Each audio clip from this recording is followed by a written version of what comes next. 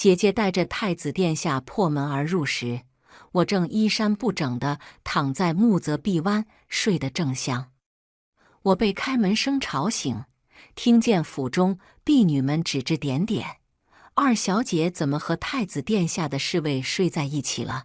二小姐尚未婚配，这要是传出来，还要不要嫁人了？余家家教向来严厉，若是被老爷和夫人知道，恐怕会打死二小姐。”我睁开眼眸，意识回笼。穆泽裹了衣衫，滚下榻去给太子楚怀景认罪：“殿下，属下错了，求殿下饶命。”姐姐于青英嘴角划过一抹不易察觉的得逞笑意：“清谈，你可真不要脸，连殿下的侍卫都勾搭，这么迫不及待想要嫁人吗？”我半坐而起，扯过被子遮住脖颈上的红痕。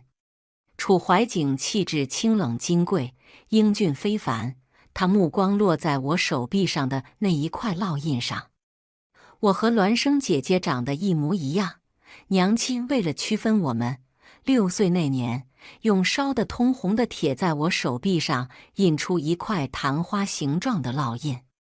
楚怀景朝我走来，握住我的手臂，细细端详那枚烙印。他眼眸通红，问我：“你是阿唐？”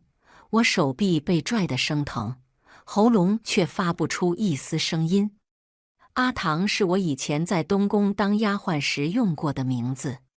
楚怀景用命令的口吻说：“说话。”于青英眸底的嫉妒之色稍纵即逝，他向前：“殿下。”轻谈他生来不会说话，我才是你口中的阿唐呀。楚怀景眸光深沉：“你生来不会说话，我并非生来不会说话。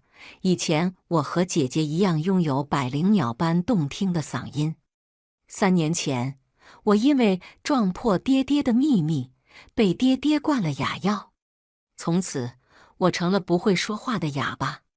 爹娘历来偏心姐姐，我这个二小姐在余府的吃穿住行和姐姐比起来，可谓是天壤之别。夫君，你弄疼清谈的手臂了，快松开！”于青英出声打断我的思绪：“我这个妹妹不仅不会说话，连脑子都不太好使。不信你问问府中的下人，他们可不会说谎。”楚怀景不信，他曾听过我说话。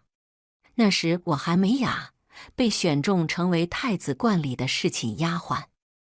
我曾与楚怀景在床榻之上说过许多只有我和他才知道的亲密话。楚怀景松开我的手臂，将目光移向府中一众看热闹的下人，问道：“二小姐生来不会说话，脑子还不好使。”下人们跪了一地，齐声禀道：“回太子殿下，二小姐生来又哑又弱智，这些话都是爹爹娘亲教下人们说的。就连我曾在东宫当过宫女的那段过往，也被他们抹去。所以，当太子殿下来寻阿唐时，爹娘让姐姐顶替我接住这泼天的富贵。姐姐风光嫁给太子，成为人人艳羡的太子妃。姐姐的手臂上也有一枚昙花烙印，是得知我曾给太子当过侍寝丫鬟后新烙上去的。楚怀景压下眸底的疑虑，起身望着跪在地上的贴身侍卫穆泽，冷声问：“穆泽，怎么回事？”穆泽回想昨晚发生的事，面红耳赤道：“回殿下，昨夜属下用过晚膳后，便觉得浑身燥热难耐，是属下一时糊涂，侵犯了二小姐，属下愿承担一切后果。”穆泽的话音刚落，院子里传来一阵脚步声，不知是谁说了声：“老爷夫人来了。”下人们顿时变得鸦雀无声，自动让出一条道来。爹爹和娘亲看见此般情形，并不惊讶。孽女，丢人现眼！爹爹冲上来，一巴掌掴在我脸上：“你还嫌活着不够丢人？竟敢和太子殿下的侍卫私通！”我被爹爹一巴掌打懵了。半边脸颊又红又痛，舌尖尝到了一丝血腥味。爹爹说我丢人现眼，可昨晚明明是娘亲亲手灌我喝下媚药，姐姐将我和侍卫关在一个屋子里，这一切爹爹都知情。爹娘姐姐联合起来演这一出戏，不就是为了给太子殿下看，让他断了对我的念想？只因昨日姐姐带太子回娘家，太子穿过回廊时撞见我，多看了我一眼，姐姐便要毁了我的清誉。我爹于峰走到楚怀景面前，禀道：“太子殿下，是小女不知检点，让太子殿下见笑了，家丑不可外扬，此事臣自会处理好。于青英打圆场，想必我爹娘会处理好。夫君，我们先回屋歇息吧。”楚怀景随于青英离开，临走前，他看了跪在地上的穆泽一眼，声音凛冽道：“下去领罚。爹爹说家丑不可外扬。”可翌日天刚亮，整个京城都传遍了，于家二小姐不知检点，勾引太子殿下的贴身侍卫，被太子和太子妃抓奸在床。我知道消息是爹娘故意让下人们放出去的。如此一来，哪怕太子殿下认出姐姐不是曾给他试过寝的阿唐，也不可能再回头要我。太子和姐姐用过早膳，便离开了于家。我在闺房里沐浴，娘亲苏兰香走进来，遣退婢女。她站在屏风外和我说话：“阿谭，你也别怪爹娘，只怪你不该撞破你爹爹的秘密。太子金贵之躯，怎么可能娶一位哑巴当太子妃？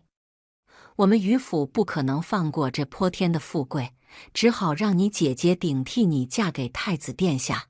我静静听着，如今我是哑巴，随便爹娘怎么说，我都无力反驳。我很清楚，爹娘惯来偏心姐姐，好吃的好穿的都先紧着姐姐。哪怕我没有撞破爹爹那不可告人的秘密，他们也会让姐姐顶替我嫁给太子殿下。在他们看来，只有姐姐才配成为太子妃。娘亲又絮絮叨叨地说：“你也真是没眼力见，明知你姐姐婚后第3日要带太子回娘家，你不乖乖待在偏院里，非要去回廊被太子撞见。若非因为他多看你一眼，你姐姐也不会出此下策，将你迷晕送到侍卫的榻上。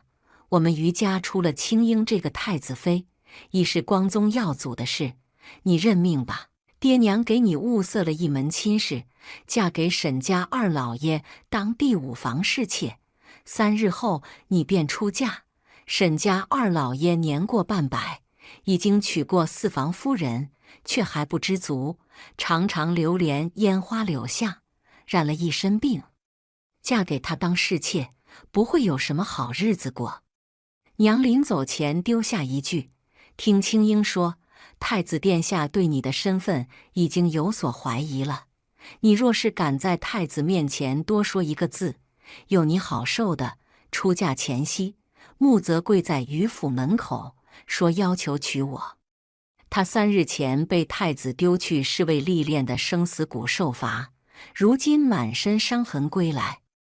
我爹娘自然不会将我嫁给太子的贴身侍卫，他们巴不得我和太子从此不再相见。爹娘派人去将穆泽轰走。入夜后，我听见屋顶有声响。过了片刻，穆泽翻窗而入，他握住我的手说：“阿谭，你愿意跟我走吗？我带你远走高飞。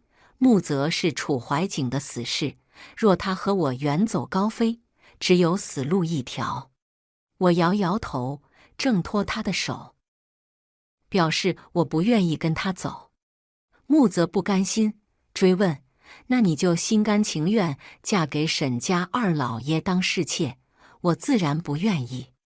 以我对楚怀景的了解，他一旦对我的身份生疑，定会查个水落石出。他又怎么可能容许自己的第一个女人嫁给半截身子埋进黄土的老男人当侍妾？我只需静心等候，若楚怀景凌晨前还不来，我便自己逃跑。我用手语向穆泽比划，这是我的事，与你无关，你快点走吧，若不然被我爹娘发现，免不了又要再打我。穆泽叹了叹气，离开了我的闺房。穆泽前脚刚走，楚怀景后脚便来了，他身边已经换了别的贴身侍卫穆尘。比起穆泽偷偷摸摸地翻窗来，楚怀景来得坦坦荡荡。他的暗卫队早一步迷晕了于府上上下下所有人。楚怀景敲响我的房门：“阿唐，开门。”我打开房门，让他进来。楚怀景将我拥入怀中，嗅着我身上的气息：“你是阿唐对吗？3年前，姑的侍寝丫鬟是你。”我无奈叹气，如今就算他知道我是阿唐又如何？我已经成了哑巴，还和他的贴身侍卫有过肌肤之亲。他或许只是想要一个答案，却并不能改变结果。我和他身份悬殊，原本当侍寝丫鬟时就配不上他，如今又哑又失了清白的我，更高攀不起他。不过，若他知道我爹娘和姐姐联合起来骗他，想必他们没有好果子吃。我双手攀上他的背，隔着衣衫，在他的肩头轻咬了一口。当年我给他侍寝时，便因为承受不住席卷而来的痛意，一口咬在他的肩头。这是我们之间的暗号，我相信他能读懂。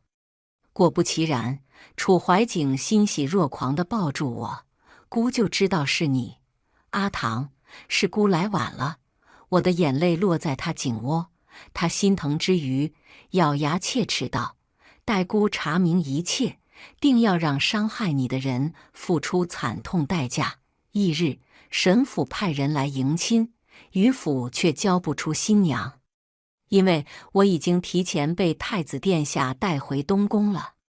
他将我安置在白堂院，给我安排了2位侍女翠玉和竹音，贴身照料我的起居，还吩咐侍卫和婢女们不可声张，尤其是不可让于青英知晓我在东宫。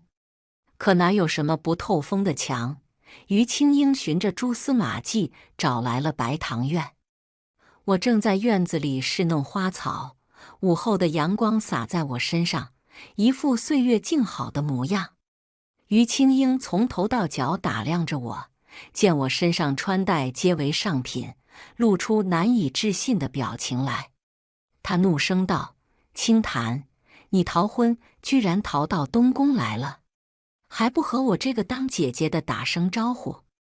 你有将我这个太子妃放在眼里吗？”我继续侍弄花草，不去理会他，也不能怪我。我不会说话，他在我面前再生气也无济于事。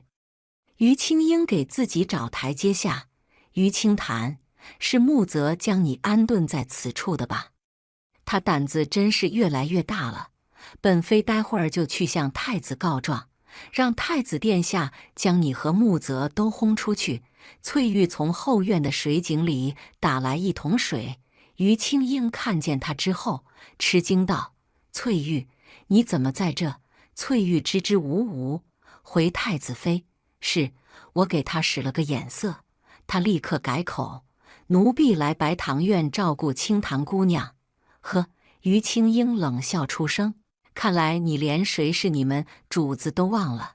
穆泽以前是太子跟前的侍卫统领没错，可今时不同往日，你大可不必听他指挥。”他话音刚落，命身后随从来人将翠玉拖下去，杖责50大板。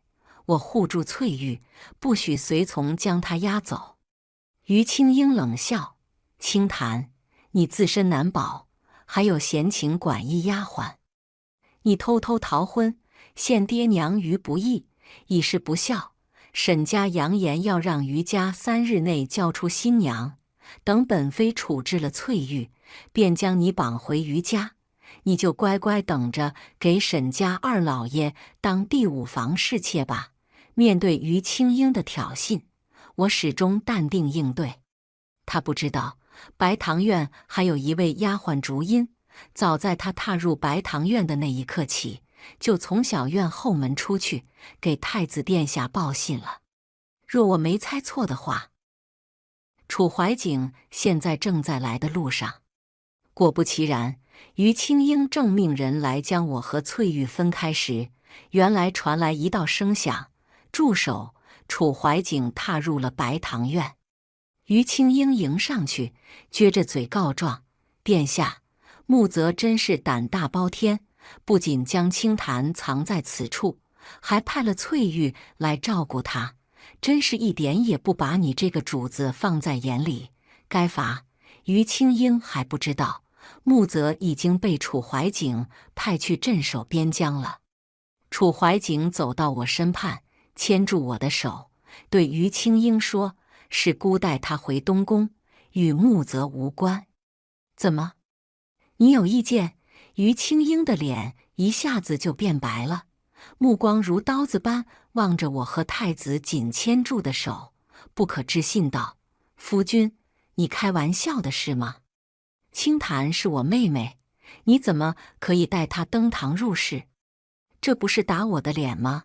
楚怀景凝眉，冷声道：“别叫姑夫君，你不配，只有阿唐才配唤姑夫君。”于青英眼底噙着泪，将袖子卷起，露出手臂上的昙花烙印。“殿下，我就是你的阿唐啊！我手臂上这枚烙印可以证明，你这枚烙印明显就是新烙上去的，清谈手臂上的烙印才是真的。”楚怀景无情拆穿于青英，冷哼道：“你不会以为阿唐身上只有这一枚烙印吧？”“殿下，我真是阿唐。”于青英还在狡辩，他狠狠剜了我一眼，试图用姐姐的身份让我认怂。“清谈，你到底和殿下说了什么？你怎么能颠倒黑白？殿下是你姐夫，你这是要和姐姐抢姐夫吗？”“闭嘴！”楚怀景喝止于青英，“姑可没碰过你。从现在起，清谈才是姑的太子妃。至于你……”楚怀景说到此处，语气一顿，给侍卫沐风使了个眼色。沐风立刻用剑抵住于青英的脖颈。楚怀景下令道：“来人，将他毒哑，送去沈府给沈家二老爷当第五房侍妾。”“什么？”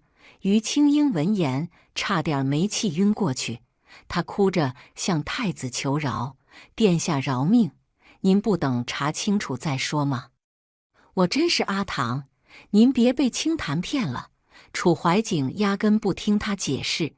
于青英被侍卫扣下，他恼羞成怒，对我骂道：“清谈，你这个贱人，你陷害姐姐，你不得好死！”可很快他就骂不出来了，因为他被侍卫带下去，强行灌了哑药。他和我一样，成了不会说话的哑巴。不过他的报应才刚刚开始，他的好日子还在后头。是夜，太子派人将于青送去沈府。他想解释自己是于青英，可他发不出声音。他想逃跑，可沈家给了于家那么多聘礼，才不会让到嘴的鸭子飞了。于青英被绑到沈家二老爷的榻上。她嫁入东宫时，未曾和太子殿下圆房。嫁去沈家，沈家二老爷可不会怜香惜玉。于青英是叫天不应，叫地不灵。我一点儿也不同情她，善恶终有报，这是她应得的。若不是报应在她身上，嫁给沈二老爷的人就会是我。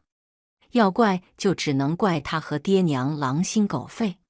当天晚上，楚怀景留宿在了我房里。白日，他对于青英说：“阿唐身上不止一个昙花烙印。”“是的，我的后腰还有一颗米粒大小的朱砂痣。楚怀瑾曾轻抚着那枚朱砂痣，与我说过许多甜言蜜语。时隔3年，楚怀瑾再度抚上我后腰的朱砂痣，他向我许诺：“阿谭，你受苦了，往后姑不会容许任何人欺负你。”翌日，于府下人得知昨晚于家2小姐被送去沈府，立刻回去将此事禀报我爹娘。我爹娘闻言松了一口气。苏兰香说：“既然清潭那丫头已经和沈家2老爷圆房，想必她再也生不出什么事端了。沈家不会让她再逃跑。”于峰悬着的一颗心终于放下。清潭那孩子命苦，由他去吧。我们往后有青英一个女儿孝敬我们就够了。她如今可是太子妃，将来还会当皇后。我们于家的好日子还在后头呢，牺牲一个清潭算什么？我爹娘以为是于青英派人找到我，将我送去沈家，可他们不知道，嫁入沈家的于家2小姐已经被调了包。于青英在沈家忍气吞声，苦苦熬到第3日，她提出要回娘家。沈家怕重金娶来的妾室借着回娘家的由头跑了，不想放人，派人去于家报了个信，免去了出嫁3日回门的习俗。就这样，于青英被困在沈家后院那一方天地中。在此期间，楚怀瑾让御医给我治疗嗓子，我每日喝金嗓草熬出来的药。御医说，这个药方喝足3个月，便可将我的嗓子养回来，重新开口说话。楚怀瑾待我温柔有加，极尽宠爱。皇帝身体欠安，让太子监国，奏折都往东宫送。楚怀瑾批阅奏折时，我闲来无事便会在旁陪着他，给他研墨。他也会从书架里抽出1、2卷书递给我，让我看书以养身心，打发时间。他批阅奏折之余，偶尔会将我拉进怀里温存一番，日子过得悠闲且幸福。于青英就没有我幸运了。听探子来报，他被沈家2老爷折磨得人不人鬼不鬼。不仅如此，他还要被正房夫人和其他3房侍妾欺负，整日以泪洗面，动辄摔东西，捶打自己。爹娘像是忘了这个女儿一般，不去看她，不去过问她在沈家过得好不好。可时间久了，他们愈发感觉不对劲，因为太子妃已经许久没有回娘家看他们了。起初，他们以为是因为皇帝病重，太子料理朝政辛苦，太子妃要为太子分忧解难，所以没空回娘家。他们也来过东宫见求他们的宝贝女儿，可如今我是太子妃，我自然不会见他们。我以身子不适为由，叫人将他们打发了。爹娘以为太子妃有孕了，又是一阵欢天喜地。于峰做着美梦，按照眼下的局势看，圣上的病情撑不过2月，到时候太子登基，咱们青英就会成为皇后，我们于家要鸡犬升天了。苏兰香附和，依我看，青英应该是怀上了，若是她一举诞下皇子，到时候被封为太子，往后这天下就有一半流淌着我们于家的血脉。我这个闺女没生错。又过了半月，爹娘愈发觉得不对劲。苏兰香说：“不对呀，若是青英有孕在身，她肯定会将这个天大的喜讯告知我们，怎么一点动静都没有？”于峰皱着眉头，隐隐觉得哪里不对劲。清潭嫁去沈家快3个月了，这样，你明日去看看她。翌日，苏兰香去沈府看我。她看见的人是于青英。于青英已经被折磨得神志不清了，她疯了般冲上去捶打苏兰香，像是在责怪她为何现在才来看她。苏兰香命人扯开他，目光透着嫌弃之色。于青英嚎啕大哭起来。苏兰香站在一旁冷眼看了会，终于察觉出眼前的人不是二女儿，而是她最宝贝的大女儿。苏兰香吃惊问：“你是青英？你为何会在沈家？你嗓子怎么了？你说话。”于青英说不了话，可她的肢体动作已经告诉苏兰香，她是于青英。苏兰香想要将于青英带回于家，沈家不愿意放人，任苏兰香怎么说都没用。苏兰香放狠话：“你们沈家要完了，青英是太子妃，你们这么折磨她，太子殿下不会绕过你们的，你们等着瞧。”沈家不以为然：“你开什么玩笑？太子妃在东宫，这分明就是于家二小姐。你这娘怎么当的，连自家闺女都分不清了。”苏兰香安抚好于青英，回于家和于峰商议对策。于峰听了苏兰香说的话，直摇头：“不可能，你是不是认错了？青英不是在东宫当太子妃当得好好的吗？”苏兰香坚称没有认错。于峰眉头紧蹙，当即和苏兰香来东宫求见太子妃。此时的我嗓子已经被治好，可以开口说话了。下人来通传时，我正在书房给楚怀景研墨。楚怀景面前有一堆奏折尚未批阅完毕，他吩咐道：“让他们等着。”楚怀景让我爹娘从下午等到夜晚，天黑了才牵着我的手去前殿见我爹娘。我穿着华服，和以前判若两人。爹娘看见我一愣，有些恍惚，想来是被我如今的气场震慑住了。爹娘给我和太子行礼后，苏兰香将我拉到一旁，压低声音问：“你是青英还是青檀？”我嘴角挂着浅浅笑意，声音却很淡漠：“你说呢？娘不会是连自己的女儿都分不清了吧？你是青檀？你的嗓子怎么好了？”苏兰香的心冷了半截。我和姐姐的声音虽然很像，可苏兰香从我说话的语气、神态就能分辨出我是青檀，不是青英。多亏太子殿下让御医给我治嗓子，我勾起唇角，反问道：“娘，我的嗓子好了，您不开心吗？”苏兰香倒吸一口凉气，她恨不得想要捏死我，咬牙问：“青英是你毒哑送去沈家的，你偷梁换柱就不怕太子殿下发现吗？”呵，我冷笑：“我的娘，您真是愚蠢至极。偷梁换柱的人是太子殿下呀，将青英送去沈府的人也是他。我杀人诛心，怎么就许您和爹爹偷梁换柱？太子殿下不过是以其人之道还治其人之身罢了。可怜姐姐，这3个月定然被沈家折磨得不轻吧？”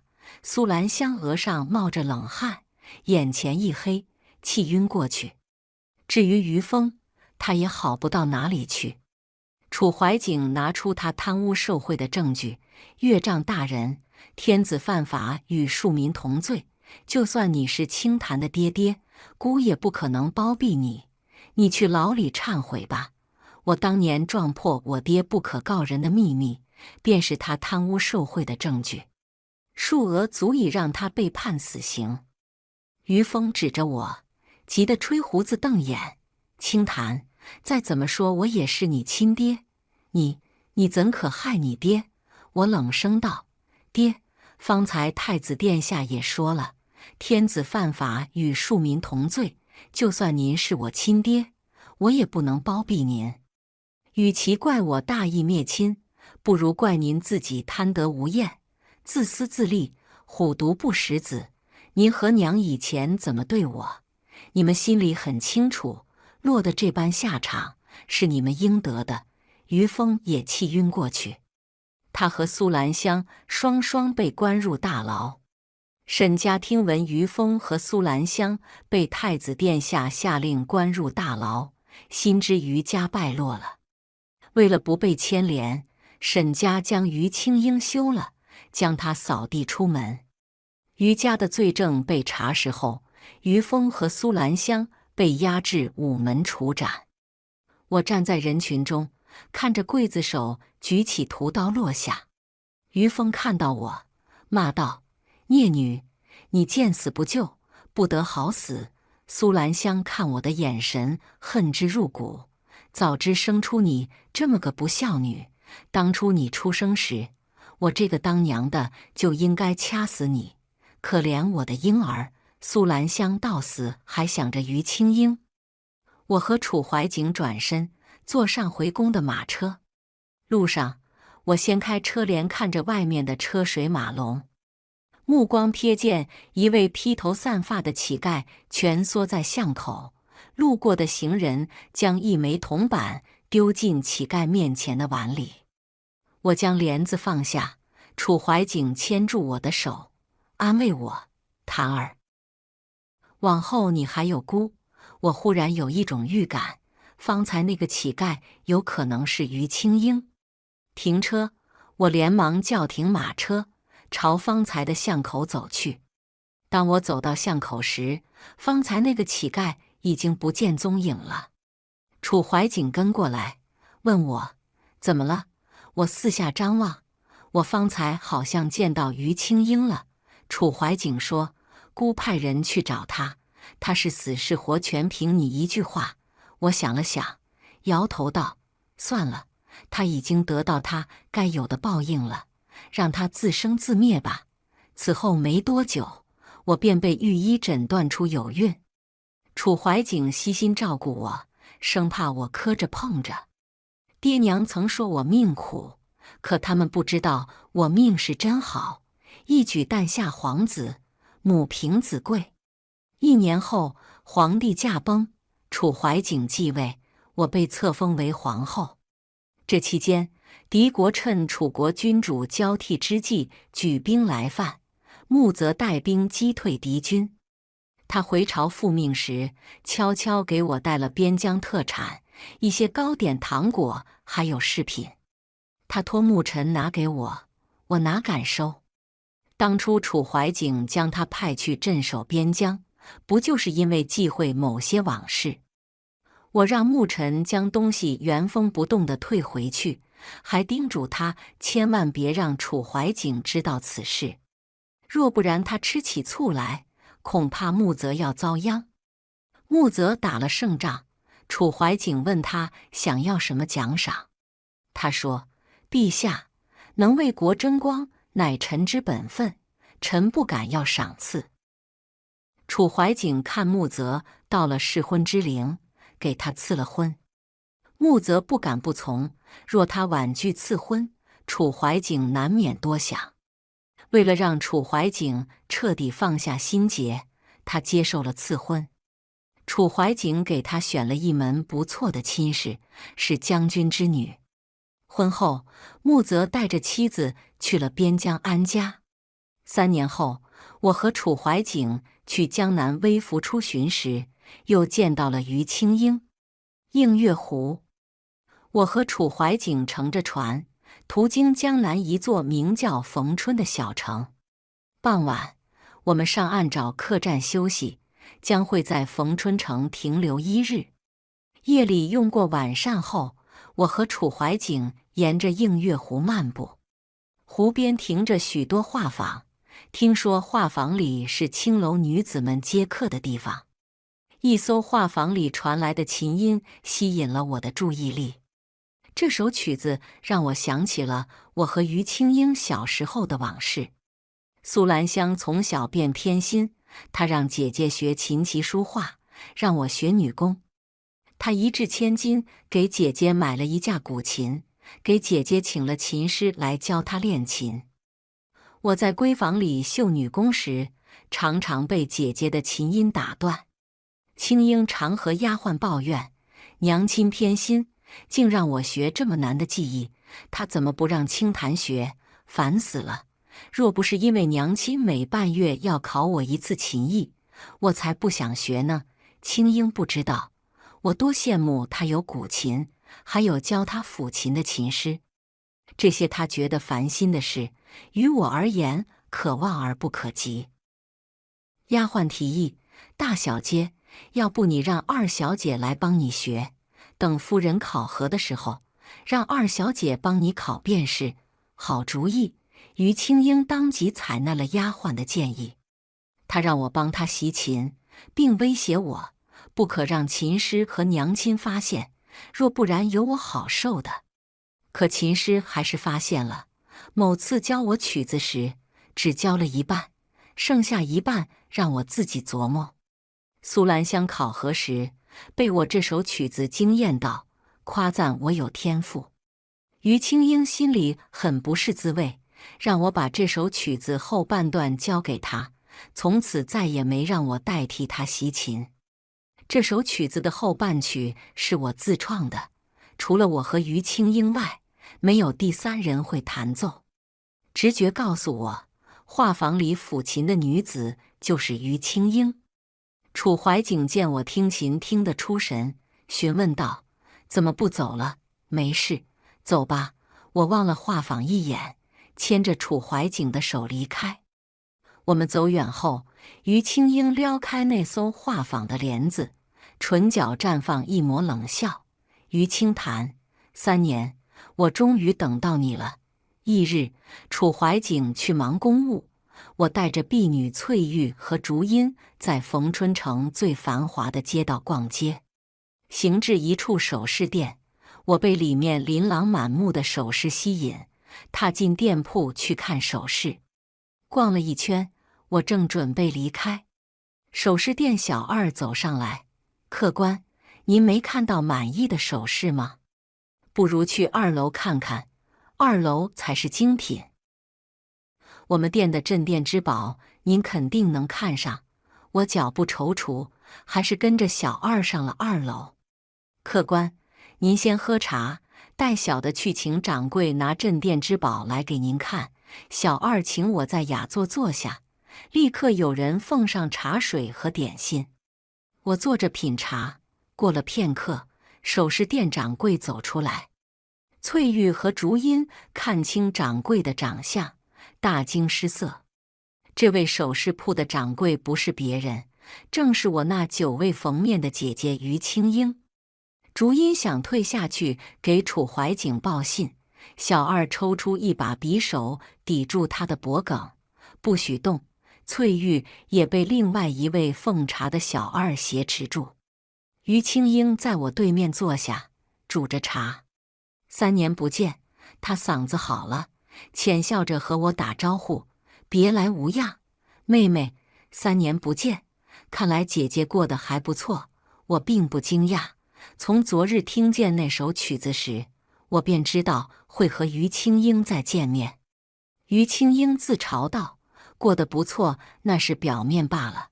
这3年我吃尽苦头，屈辱谋生，成为画舫头牌，不知接了多少客，才凑钱开了这家首饰铺。”于青英眼底充满了仇恨，不像你，一举诞下皇子，被册封为皇后，顶替我成为楚国最尊贵的女人。于清谈，你知道我有多恨你吗？这3年来，我没有一日不希望将你抽筋剥骨。我镇定自若道：“于青英，你真是死性不改，什么叫我顶替你？分明是你当初试图顶替我，计划败露，才会落得今日这般下场，是你咎由自取。”说到此处，我突然揉了揉眉心，目光涣散。我盯着方才的茶杯道：“你在茶里下了药？呵，你现在才反应过来，可惜已经晚了，你走不出这间首饰铺了。”于青英指尖抚摸着自己的脸，眼眸放光，兴奋道：“于清谈，我知道是我咎由自取，可我并不服输。只要我还活着，我们就还有换过来的可能。我等了那么久，终于等到这一日了。”哈哈哈，他说着仰天狂笑起来，笑到最后，他目光一凝，抽出一把匕首朝我袭来。我早有准备，反手夺了他手里的匕首，抵住他的脖颈。于青英不可置信望着我：“于清潭，你方才不是喝了茶吗？你没中迷药，我是喝了茶，可我来之前就喝了百毒不侵的解药。你的迷药对我没用，我刚才装晕，不过是为了迷惑于青英。”我说完，立即命令2位小二放了翠玉和竹音，否则我现在就杀了他。2位小二不敢自作主张放人，他们询问于青英的意见。于青英脸色铁青，他眸光一厉，杀了他们。2位小二正要动手，2道飞镖袭来，将2位小二一剑封喉。首饰铺已经被楚怀景的侍卫包围。于青英见状，从袖中丢出一枚毒丸，毒丸落地，烟雾缭绕。我立刻提醒翠玉和竹音：“有毒，快屏住呼吸。”于青英趁机挣脱我的束缚，借着烟雾的遮挡，逃离我的视线。待烟雾散去后，于青英不见了。首饰铺是他的地盘，想必他有逃生之路。楚怀景带人来到2楼，搜查于青英。他顺着某个房间进了暗道，等侍卫破开暗道之门时，他早已逃远。昨夜在驿站，我和楚怀景说了于青英在冯春城。我今日和楚怀景分开行动，就是想将于青英引出来。楚怀景则带人暗中保护着我。我从进入首饰铺那一刻起，首饰铺屋顶和四周就遍布了楚怀景的暗卫。看来3年过去了，于青英还是像以前那么坏，真是不见棺材不落泪。走吧，我叫上楚怀景，朝码头走去。我知道于青英在暗处看着我们。我和楚怀景登上船，去往下一城。船行了半日，途经一处玉龙潭。玉龙潭窄而深，形状似一条游龙，水面呈现出幽绿色，想必深不见底。船经过此处很考验船家的技术，游龙般7拐8拐，水势比别处更急，一不小心就容易翻船。在经过第5个弯道时，从河道上的山坡上坠下一块巨大的石头，巨石冲着我们这艘船而来，船上的人为了不被巨石砸中，纷纷跳进河里。轰！巨石砸进船里一侧，船翻了，沉入河里。我拼命往深处游，避开撞击。水下，于青英穿着我和一模一样的衣衫，朝我游来。他手里拿着匕首，想来是要取我的性命。真不知该说他疯还是天真。哪怕他杀了我，他也不可能再顶替我，成为皇后了。楚怀景不可能再将我们认错。我一从腰间取下匕首，迎上去，与他在水下殊死搏斗。既然我和他不是你死就是我活，那我要当活着的那一个。四周的水被鲜血染红，我割破了于青英的喉咙。他手里的匕首在搏斗中丢失，只有任我宰割的份。这一次我没有心软，直接送他上西天。爹娘那么疼爱他，想必在地狱心心念念挂着他，那我就送他去和爹娘团圆吧，让爹娘在地狱继续宠着他。解决完于青英，身后一只手揽过我的腰。我以为是于青英的同伙，正准备再扬起匕首去杀身后之人，却忽然感觉这触感很熟悉。原来不是于青英的同伙，而是楚怀景。我和他浮出水面，大口的喘气，随后往岸边游去。于青英的尸身被侍卫捞上岸。这一次他死透了，可他双眼睁着，死不瞑目。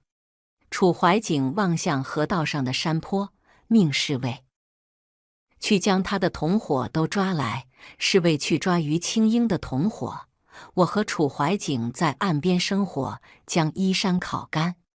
约莫过了半个时辰，侍卫将于青英的2名同伙抓住了。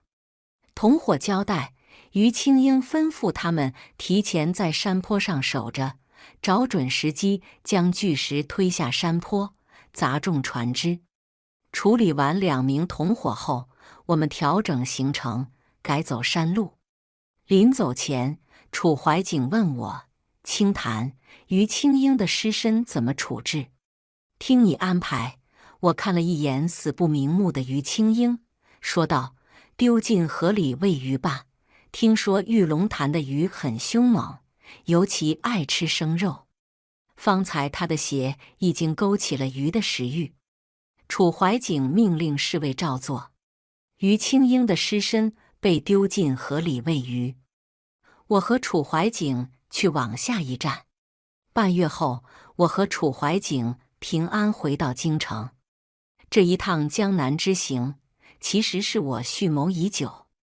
这3年，我一直有派人去查于青英的下落。我知道他在筹谋杀我，顶替我成为皇后，所以我主动送上去。与其等他计划完善时动手，不如趁他羽翼未丰时先送上门。如今没了他这个未知的威胁，我终于可以高枕无忧了。回宫后，楚怀景得知我的计划。